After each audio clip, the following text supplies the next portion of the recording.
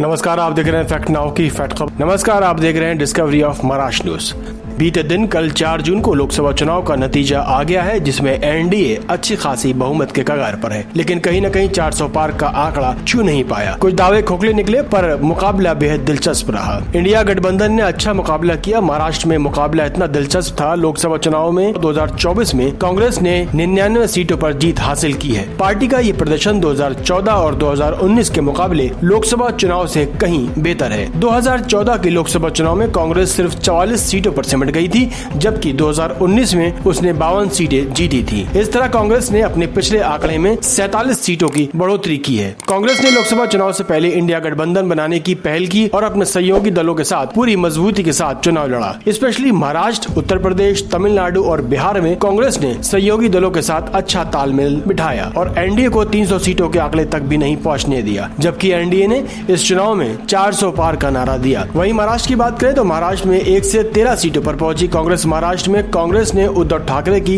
UBT और NCP Sharad Pawar चंद के साथ मिलकर चुनाव लड़ा और इस गठबंधन ने 48 सीटों में से 30 सीटों पर जीत हासिल की। आपको बता दें कि बीजेपी को यहां 9 सीटों पर जीत मिली है। पिछले लोकसभा चुनाव में महाराष्ट्र में बीजेपी ने 23 सीटें जीती थी, जबकि कांग्रेस को सिर्फ 1 सीट पर जीत मिली थी। लेकिन इस बार कांग्रेस ने कमाल कर दिया। कांग्रेस ने महाराष्ट्र में जबरदस्त प्रदर्शन किया। कर्नाटक में पिछली बार कांग्रेस को सिर्फ 1 सीट पर जीत मिली थी, जबकि इस बार उसने 9 सीटें जीती। अमेठी सीट पर कांग्रेस ने स्मृति ईरानी को हराकर अपनी हार का बदला ले लिया है। दूसरी ओर उत्तर प्रदेश में बीजेपी का खास प्रदर्शन नहीं रहा। 2014 में 71 और 2019 में 62 सीटें जीतने वाले बीजेपी इस बार 33 सीटों पर ही जीत सकी। यहाँ उसे 29 सीटों का नुकसान हुआ। समाजवादी पार्टी ने जबरदस्त प्रदर्शन किया और पिछली बार मिली 5 सीटों के मुकाबले इस बार 37 सीटें जीती।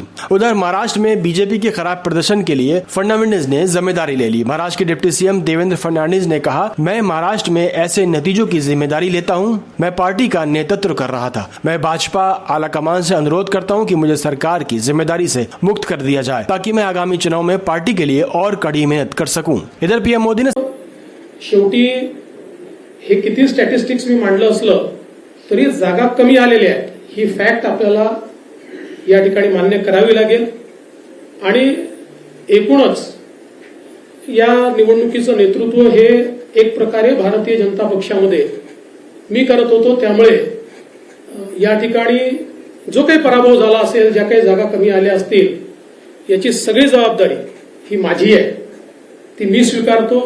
मी हे मान्य करतो की कुठेतरी मी स्वतः याच्यामध्ये कमी पडलेलो आहे आणि ती कमतरता भरून काढण्याचा प्रयत्न पूर्णपणे करणार आहे। त्यामुळे हा जो काही भारतीय जनता पक्षाला या ठिकाणी सेटबॅक महाराष्ट्रामध्ये सहन करावा लागला, याची सगळी जबाबदारी ही देवेंद्र फडणवीस मी या ठिकाणी स्वीकारतोय।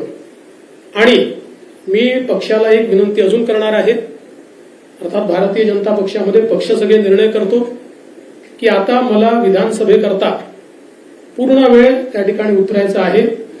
त्याच्यामुळे मी भारतीय जनता पक्षाच्या शीर्षस्थ नेतृत्वाला ही विनंती करणार आहे की त्यांनी मला सरकारमधनं मोकळं करावं आणि पक्षामध्ये पूर्ण वेळ काम करण्याची त्यांनी संधी द्यावी, जेणेकरून ज्या काही कमतरता राहिल्या आहेत त्या कमतरता पूर्ण करण्याच्या दृष्टीने मला माझा पूर्ण वेळ देता येईल। अर्थात बाहेर राहिलो तरी सरकारमध्ये जे काही आम्हाला करायचं आहे ते आमची टीम करेल, त्यांच्यासोबत मी असणारच आहे।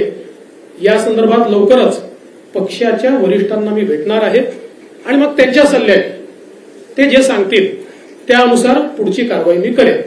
इधर पीएम मोदी ने नई सरकार के गठन के लिए इस्तीफा दे दिया है। राष्ट्रपति ने भी पीएम मोदी का इस्तीफा स्वीकार कर लिया। देश के लोकसभा चुनाव के नतीजे आ चुके हैं। चुनाव नतीजों में एनडीए ने स्पष्ट बहुमत हासिल कर लिया। वहीं इंडिया गठबंधन ने भी 200 से ज्यादा सीटें हासिल की। अब नई सरकार के गठन की कवायद तेज हो गई है। दिल्ली में बैठकों का दौर जारी है। इसी सिलसिले में तमाम दल और कई पार्टियों के नेता एक्शन में आ चुके हैं। वहीं दिल्ली में एनडीए की बैठक में नीतीश कुमार, चंद्रबाबू नायडू समेत कई बड़े नेता शामिल होंगे। बैठक में बीजेपी नेता अमित शाह भी मौजूद रहेंगे। अब देखते हैं किसकी सरकार बनती है। देखते रहिए फैक्ट नाउ की फैक्ट खबर।